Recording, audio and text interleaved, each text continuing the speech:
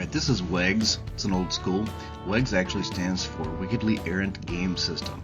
This is by Larry Wickman at GameWick.com. All of the stuff is available there. If anyone had a unique perspective on tabletop RPGs, it's definitely Larry Wickman. It's the ultimate RPG party game.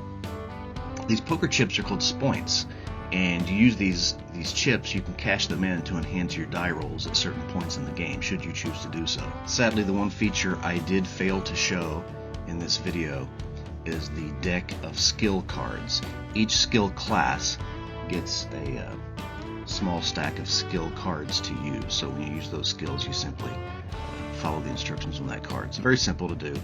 Here we have Fairytale Games by Frank Mincer. You can get, this is a free download, by the way, at piazzo.org, if I'm pronouncing that right, Piazzo.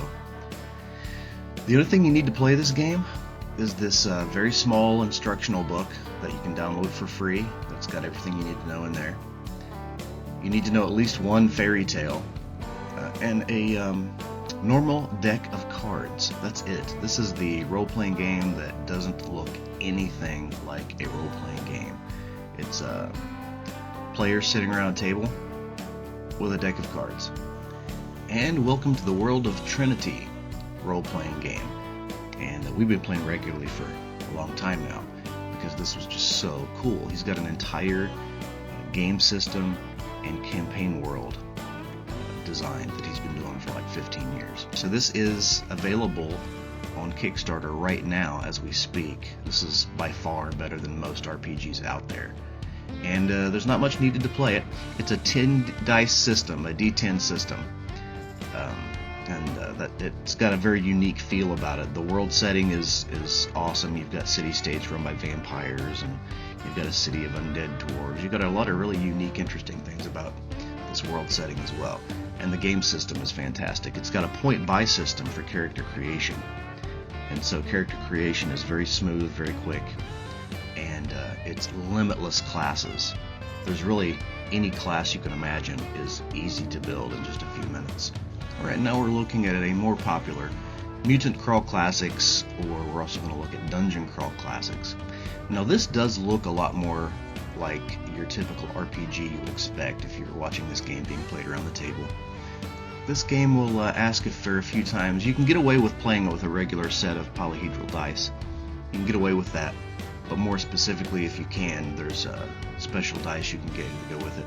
They're called weird dice, and there's a 30-sided as well as a 20-sided.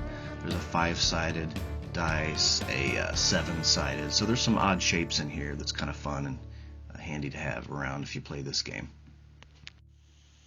So these dice are one of the things that makes this game so unique, as well as the very old school flavor. Even the artwork in the books, it just takes you back in time, and it'll feel like you're playing something in the 70s, and in some cases it looks and has the feel of something from the 60s. You'll notice some of these dice just roll right away when you lay them down. It's because they have so many sides, they just want to keep on rolling. Now Call of Cthulhu by Chaosium. The only thing you need to play is the big juicy rulebook. Typical set of polyhedral dice, but you'll mostly be using the 10-sided dice. This is a percentile. The skills are percentile based. Some of the weapons and things like that, you'll roll other dice, but for the most part, you'll be using only the 10-sided.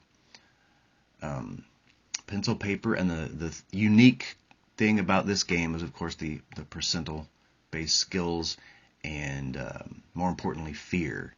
Fear and insanity is a huge drive of this game's theme, and of course the very disturbing images and the monsters that you'll be encountering in the adventures or the mysteries therein. Astonishing Swordsmen and Sorcerers of Hyperborea. In spite of the mouthful that is the title of this game, Jeffrey Talanian of Northwind Adventures has made this work. It's very successful. You're pretty much not going to get into one of these games at a convention unless you sign up early. They're always packed. This is a great game. It's a very thick. You get a lot for your buck here.